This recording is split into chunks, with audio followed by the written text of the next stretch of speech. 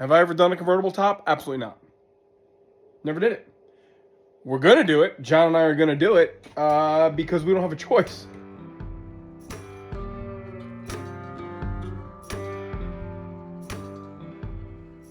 I've decided to buy a new convertible top. I'm familiarizing myself with all the parts that go along with a convertible top.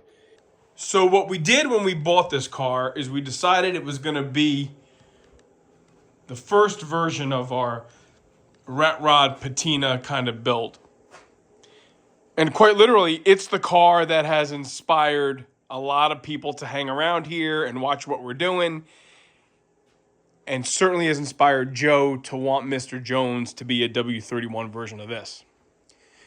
What we did when we put this car together, because we had to put a quarter panel on it and all that, there's videos for you guys to go back and look at if you are not familiar with what we call the Hail Mary Cutlass. All we did is free all the pivots up with WD-40 and PB Blaster to get this dang thing to fold, because it was in the up position for years and seized. The goal was to get the top down so we could put this wonderful boot that I found on Marketplace, and she could drive the car. John donated new door panels. Another friend, Patrick, donated the carpeting. And we cleaned up the seats and we got the car up and running, and we've been driving it. But now I'm refamiliarizing myself with all the friggin' messed up parts. Not a big deal. I ordered this. This is the front retainer sleeve. I think they call it the sleeve retainer. This goes in this bow right here. And it's rotted, so I have a new one coming. These are the cables, the tension cables that go along the sides to keep the top kind of tight on either side. One broke when we freed it up, so I have those coming. This whole rear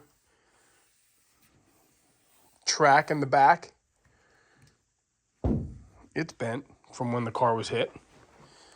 The rear bow is bent and cracked. The header bow is rotted. I know the cylinders leak. They're out of the car. The motor did work, but man, the cylinders just pissed fluid all over the place, so I've taken them out. They're in a box over there in a pile of parts. Some parts have shown up, new parts. That's the rusty one. This is a new one. This is that center bow retainer.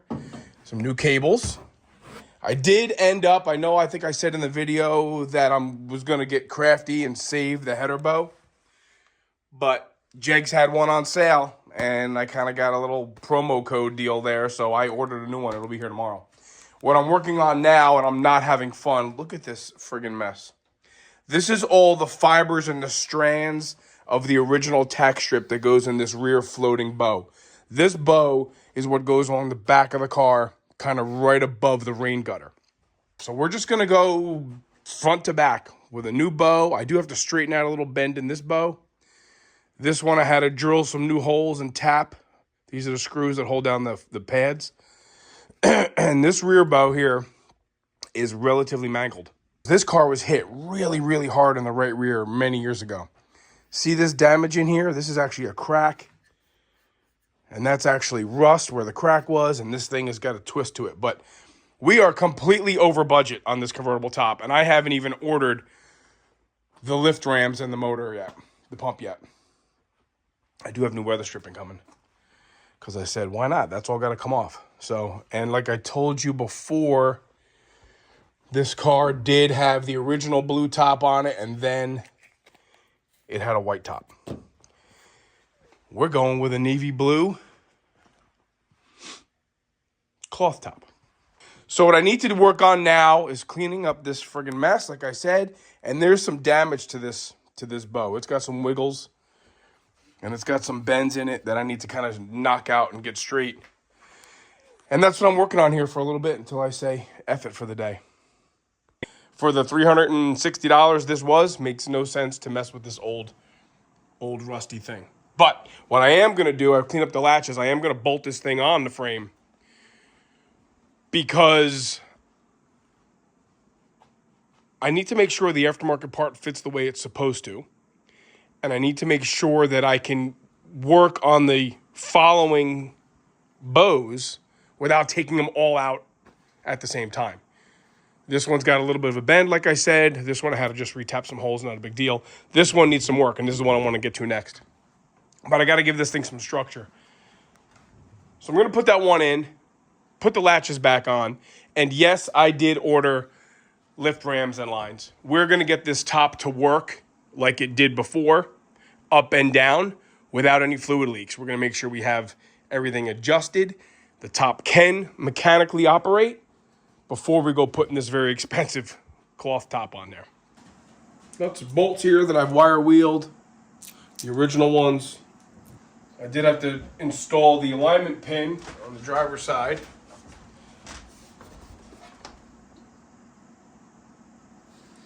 And this thing basically just sets on the top here, like this. I'm sure it's going to line up perfectly. Something like that. And then you're going to take a latch, kind of like this. And then there's a nut. Let me open this up. And there's a nut that goes on the front stud. And then the nut and bolt that goes on the back. And I do have a Sharpie line here where the header bow was. But let's just get something started. I haven't told you guys that I don't like... I know. People are going to hate me out there. I don't like convertibles. We have two of them. We have this one and the Mustang. And that's just by default. And that'll be the only two we have. I'm sure we'll have opportunity to go into this in more detail, but it's on. I did have to stray from my Sharpie line. You guys can see where I made a Sharpie line right on the back side there. There it is. When I took the old one off, I had to stray from it on the passenger side because the new header bow just overhung the windshield too far. It just sat this way past the trim. So in order to get it to where I wanted it to lay on the windshield, I had to move it back on the convertible top frame. I haven't yet followed the dimensions all the way back to see. Remember, this car was hit so hard in the right rear, I have no idea if the entire frame is bent.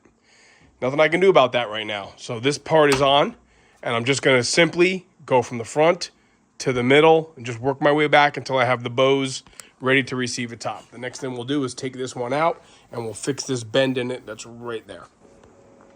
Here's my jig. You can see now, if I get in this line here, you can see that hump in it right here. And obviously that center retainer, that center bow retainer strip that goes in there, you know, that's what holds the top down. And I really think you'll see that discrepancy in the top. You know, when the top is up, you'll see like a dent in the top. So I'm going to take my dead blow, and I'm going to just try to persuade that back to where it ought to be. Very nice. No more dent in it. Has that nice even contour to match the other side. You'll have to take my word for it. It looks better than it did. The next beast, which is what I've been looking forward to getting to, is this save. This is no good. That is a rip, I believe, from impact. That is a bend, I believe, from impact. That is a delamination, I believe, from impact. This is rust, I believe, as a consequence from being kinked from impact. Let's unbolt it. Put it on the bench. We got to save this one because I really got to stop spending money. When disaster strikes, look at that. Totally frigged up. But it's just metal. I can get that wiggle out of it. Straighten it out. Weld the piece in there. If I put a little bit of ballast on that curve, just pushing it naturally against the workbench. You can maybe see there's a little bit of daylight underneath there. But more importantly, I'm gonna start recording some measurements. You know, like I'll get to the center of that bolt hole, what looks like 1 3/4 inches, and I'll start recording some of these numbers to see how off we are now, see if I can get a measurement that shows me a huge discrepancy or where the consistencies run away. This way I know how much to move it. My guess is that if I do the same exercise here, I'm gonna have a much bigger bow underneath the part between the workbench. And this may in fact be less than 1 3/4 inches because we know we have to bend it up this way. There you have it. Not only do I have a much bigger gap between the workbench and that piece, but I'm only 1 5/8 inches here, which means that it's obviously bent, you know, down. So let's start by getting rid of that bend, seeing if that in turn doesn't walk this piece up. See if I can't get something closer to 1 3/4 inches that way. After hitting it with a hammer, and now it came apart. It's not that big a deal. You can see the factory witness line because this was all put together and then painted. That is the leftovers of the original weld. That is the hole from the original weld. This piece goes in like this, and you can see how that lines up perfectly. So we're just gonna have to weld that up tomorrow. So the relative straightening process was a success, I think. I have this crack kind of prepped. I am gonna weld it. I can't really effectively, this is just tin, real thin metal kind of wrapped around this center channel, which is a much heavier gauge. I'm not effectively able to walk this back over. It's got a little bit of a wrinkle here. You can see that witness mark, that rust line right there. And I can't, let me use a little pointer there. You see that rust line? That's indicative of it being stretched there and the paint having been cracked. I'm not able to tap this part that way to get this overlap effect eliminated. But I'm thinking the overlap effect is actually going to be, this thing is not focusing, is actually going to be advantageous because it's so thin. I can weld it right on there and make it stronger. Once I do that, get that part done, then we can weld the hinge back on and take some more measurements.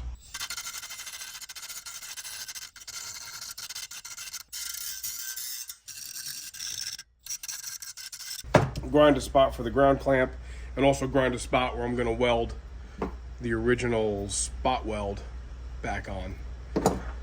Yeah, I watched this guy, I'm sure everybody's heard of Alex Taylor. I watch her dad, man, Dennis Taylor.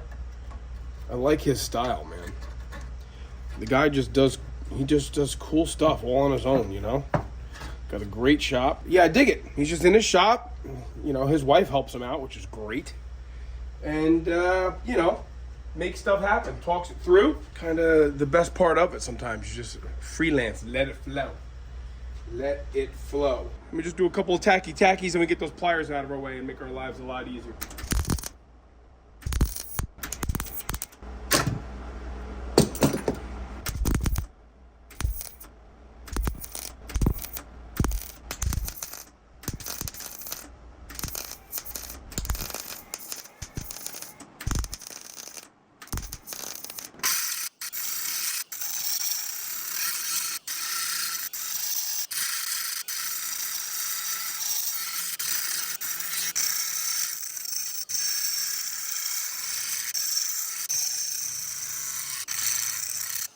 Don't ask me why, but Alyssa likes to see the weld, so she's like, can you leave it?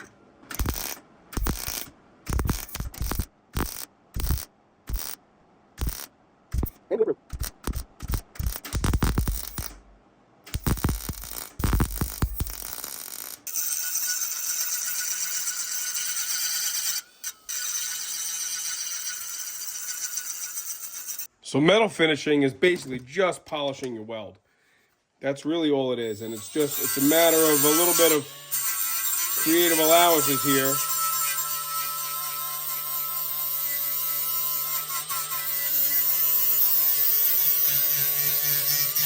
And how far you want to go and how much time you want to spend. That's really what it boils down to. And you start looking at something like that. And you'll see the ribbon of your weld there. I'm going to polish up that paint line. You can see the ribbon of repair in there, but good enough for this old bow. Made this little plate that I'm going to punch a couple holes in so I can spot weld it to the inside of the channel there. And I did clean up that rust. I'm putting a little bit of rust treatment inside there. I'll probably even put a couple tacks on the back side of that crack, because why wouldn't I? Let's put this into there like so, and then what I can do then is take this top edge. You see how this inner channel is rolled over?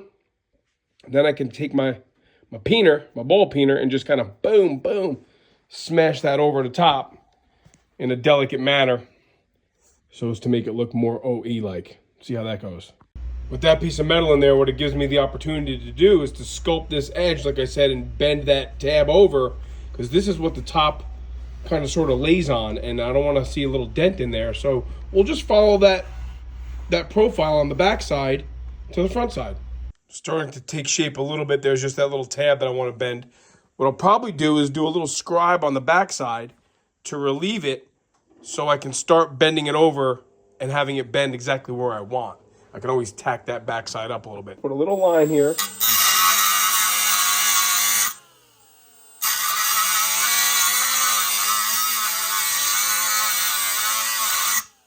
Just a little line. See if I can't get this to bend over just like I want.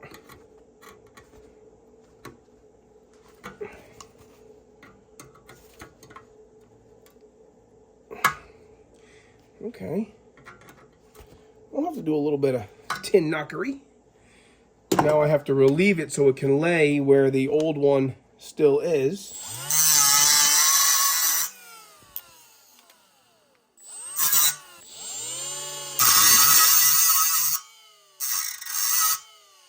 Not getting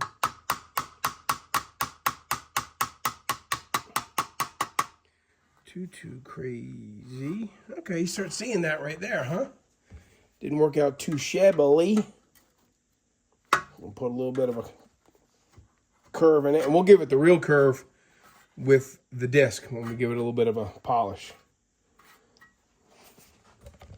It's kind of what it looks like from the top side. And we have that contour kind of there.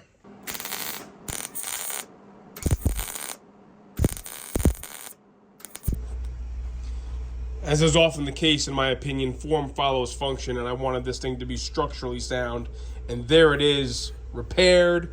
The plate inside welded in. I kind of have my radius back, so everything kind of matches up with the original line. Obviously, this is originally two pieces, and by welding that all tight, I lose that two-piece detail. But, you know, our game is to save this part, not to make it look like it's, you know, never been damaged. Now let's prep the hinge to get welded back in place, and we want to strive for our 1 3/4 inches once we have everything laid flat. So we try to get this thing a little bit more clocked left to right, better than it was. This is exciting stuff. I just got back from a company pretty local to us, ARO 2000. They manufacture convertible tops, and look what I have here for Alyssa's car. 69 Cutlass blue cloth with glass. Let's unbox this thing and see how it looks. This is kind of cool. Those guys down there, man, they've answered all kinds of questions for me. Really, so far, a wonderful transaction. I got zero concerns. It unwraps like this. There it is. Nothing to cut. Check this out.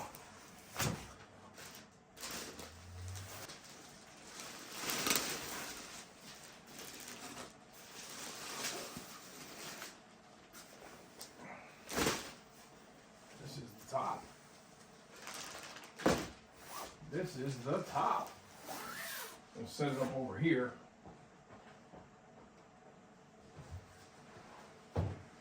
That's the top itself. I'm thinking that was just the well liner. That is the top. Okay. That's that front part. Got it. I'm gonna have a bajillion questions here, no doubt. So I'm gonna spend the day messing with this. I'm gonna spend the day getting this frame to work and be kind of sort of square. Before I even go, God forbid, I put this thing on and I go to close it and I rip it. Man, isn't that beautiful? All right, after spending all morning adjusting this top, I think I got it to where it's something we can work with. Adjusted the header bow again. I adjusted these serrated arms right here with these bolts to kind of walk this bracket backwards to eliminate a V factor that I was having right here. Boop, boop. Got all that squared away. Got my adjustment where I think I'm going to be happy with it side to side. I also have, this is just on here loosely just to hold things in place while I was playing around, 20.5 from the edge of the trim to the center of the bow, and then 18.5 from this edge to the center of this bow. Everything is working. What I'm going to try now is some aftermarket lift cylinders. They just came. They're days late, but the pump is in and the new lines are in. Let's put some cylinders in it, put some fluid in it, see if we can't get this thing to walk up and down. Here we go. Lines are bled. Lines got... Oh, look at this.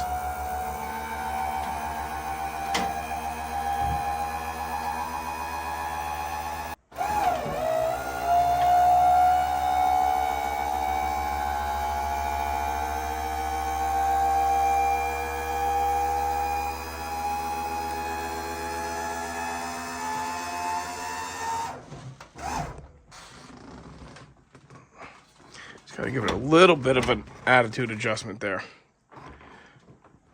And there it is. That's a power top. All right, I have spent the better part of the week doing a lot of prep work here before you can even put the top on.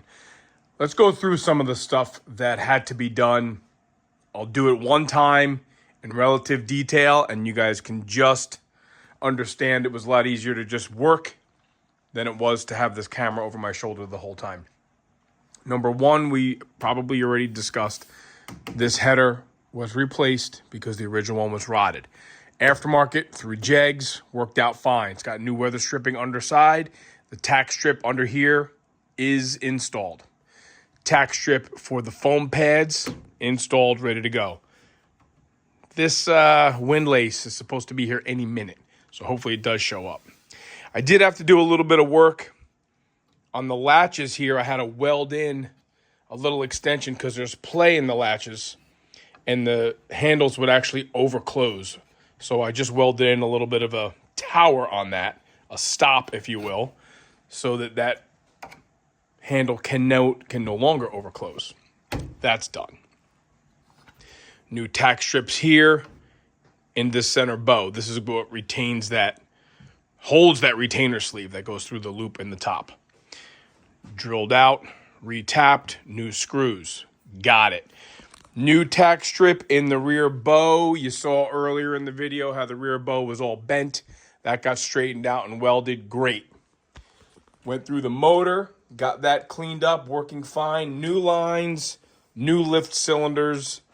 The top is operating. We saw that.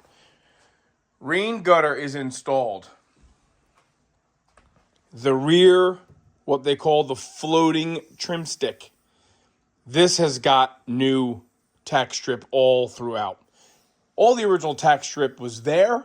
All the original tack strip was corroded and had been covered with, I guess, new bits and pieces of tack strip, probably at the time the second top went on. I'm of the opinion this car had at least 2 tops, probably 3. Originally dark blue, possibly a black one, definitely a white one. Now we're going back to that dark blue. We have new weather stripping here. We have new cables. We have the new retainer. I'm going to start installing the well liner. We're going to start seeing things disappear because we won't have the parts visible anymore. This is kind of the stuff that you're going to need. Basically, I use 3 different sizes of tack strip. This stuff is about 7/16 wide. They do advertise it 7/16 to ½ inch, but it measures 7/16 wide, 5/16 thick. That's this way. The other stuff is 3/4 inch wide, 3/16 thick. This is kind of the lifesaver. This 5/8 wide, also 3/16 thick. This fits in this rear bow perfectly. I had to use actually a hammer to tap it in there really, really well. It fits so nicely. I'm really happy with how that worked out. I ran back down to the Top Shop, ARO 2000. Those guys are great, man. I'm so lucky that they're pretty close to us. And they had all the tack strip stuff that I needed. I am gluing wherever I had to glue. Instead of using a urethane, I just grabbed some of this PL Max. And I do have layers in here. We had to double up to get the actual height. You want this tack strip to be a little bit proud of the frame. I think you may have seen in the video, I knocked all that stuff out, put rust treatment and everything in there. Now, the owner of the company, Putt there, he wanted me to put screws on the inside to screw this tack strip stuff in, and I did, and I just kind of ground them flush so that there's no chance of them rubbing through the top. A little bit of spray adhesive, a little bit of rubber cement, a nice pair of scissors, some stainless steel staples, a new pneumatic stapler. That's the summary as it is. We're going to start right now putting the foam pads on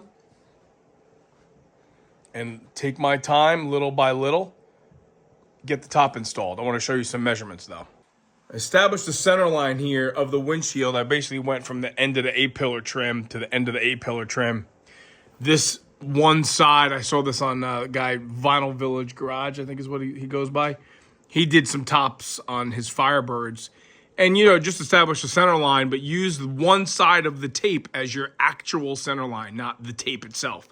So that's why I have an arrow there. The driver's side of the tape is center.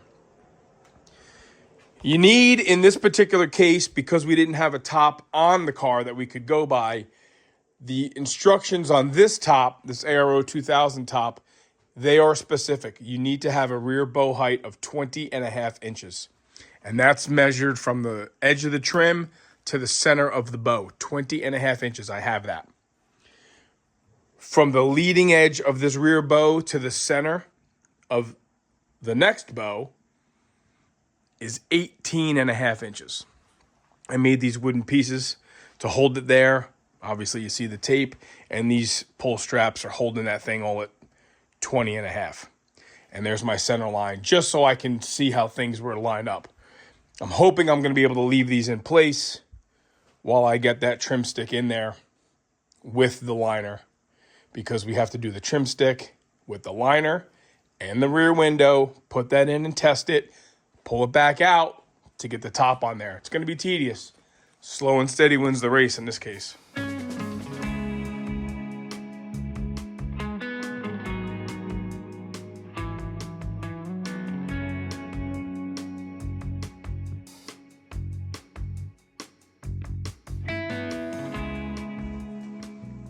So overall, some good progress was made yesterday. We got the pads in on both sides. I took the advice of the manufacturer and put a piece of tape here between the header bow and the pad. The pads are cut flush with the back of the rear bow. And the liner, the well liner, is maybe temporarily, but hopefully permanently, mounted to the rear floating trim stick. Now, what I'm about to do is start installing the back window on the trim stick. If you look real closely, you'll see that there's a punch mark in the very bottom. That is dead center of the rear window. And there's a punch mark up top, same thing, dead center. Now, all you can do with the bottom is correspond dead center of the window with dead center of the bow, which I have a Sharpie line on there, and that's where we mounted dead center of the well liner. Remember, to the left of that tape is dead center of the rear bow. So hopefully that all correlates up there. We do have that bow at 20.5 inches from the trim. Let's tack the window on there, put it in place, see where it lands. You know, one thing very important I forgot to mention. Not only does this line, this punch mark, indicate dead center of the window, these punch marks that go along left to right, that is the line that you are to center on the center of the trim stick. That's not supposed to be top of trim stick or bottom of trim stick. These holes are intended to be aligned with the actual middle of the tack strip on the rear floating trim stick. If that makes any sense, I hope it does. Same thing for here. This is all supposed to go down. This indicates the line that's supposed to be center of that. Then we can adjust accordingly. What you don't want to do is have the top end here because you'll see the black, and you don't want to have the top end off center, left or right. So let's give it a shot.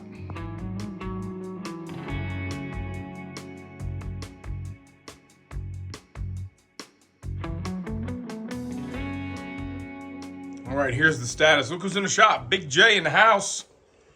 So we are seriously making pretty favorable progress here. This back window has been in 3 times, I believe. And we're playing around with the dimension here between the chrome trim and the bottom of the glass, because obviously you want your top to transgress this seam. You don't want to ever see black vinyl.